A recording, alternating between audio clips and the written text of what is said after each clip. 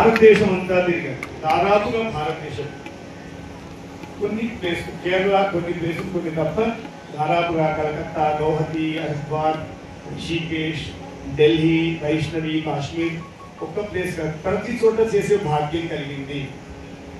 అది భగవద్ అనుగ్రహం, మహాత్ముల యొక్క వారితో కలిసి ప్రయాణం చేసే అవకాశం వచ్చింది. నేను నా జీవితంలో చూసినటువంటి కొందరు మహాత్ములకు దగ్గరగా, వారికి దగ్గరగా ఉండాలనుకున్న వాళ్ళు నిన్న గురూజీ గారు, కాప్రే గురూజీ గారు, మాడుగుల మాణిక్య సోమయాజులు గారు, మాధవానంద స్వామి వారు, వెంకట్రామన్ చిన్నపాటి గారు, ఈ పిల్లలందరూ అక్కడి నుంచి వచ్చారు. వేదభవం అంటే అక్కడ వాళ్ళకి ఎప్పుడో పూర్తయింది, అక్కడ చదువుకుంటుంటే, మా అబ్బాయి అక్కడే చదువుకుంటుంటే నేను ఒక పేరెంట్గా దూరంగా ఉండాలి, అక్కడ పాఠశాలలో దగ్గర పోవడానికి లేదు. ఒకసారి సంకీర్తన చేస్తుంటే వారు దగ్గరగా నుంచి నా మాల వేసి మీరు దీన్ని ఇట్లాగే సాగించండి అన్నారు.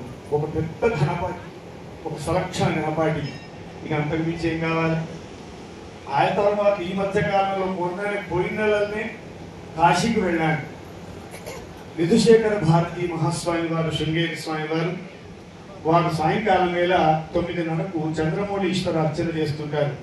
అర్చన చేస్తుంటే అక్కడ పాడే అవకాశం వచ్చింది. స్వామివారి ఇంకా రాలే, పరదా వేశారు.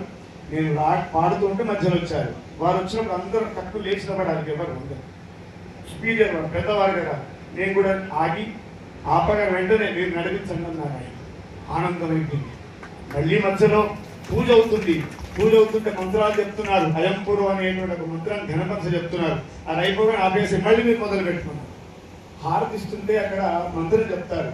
నేను మంగళం గిరిజాంబికా సంఘ అప్పాల మహాత్మ అప్పాల విశ్వనాథశర్మ గారి మంగళం వాడుతుంటే ఆనందపడి పరవశించిపోయి దగ్గరగా పిలిచి, అటు వెళ్తుంటే మళ్ళీ పిలిచి ఆశీర్వదించి ఈ శాలువా వారే చెప్పారు.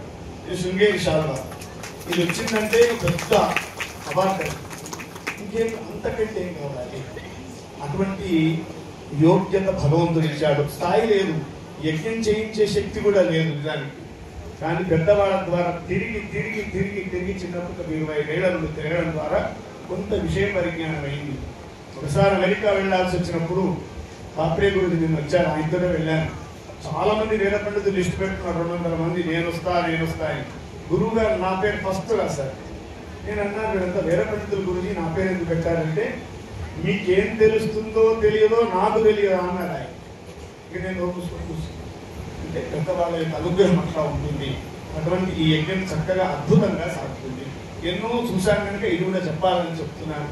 చక్కగా ఏ లోపం లేకుండా వేద పండితులు అందరూ చిన్నపిల్లలు 25 ఏళ్ల లోపలనే ఉన్నారు. కానీ ఒక్కొక్కరు దాన్ని రీసెర్చ్ స్కాలర్స్ వాళ్ళంతా ఎంత గొప్పవాళ్ళంటే చెప్పరా.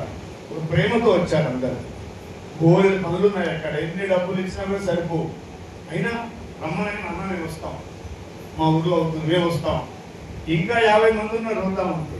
ఇక్కడ వ్యవస్థ చూసుకోవాలని కొంతమందినే తీసుకున్నాం. అటువంటి ఈ కార్యక్రమంలో మనందరం కలిసి కొద్దిసేపు ఎక్కువ మాట్లాడితే కూడా భజన ఎక్కువ చేద్దామని ప్రార్థన చేస్తూ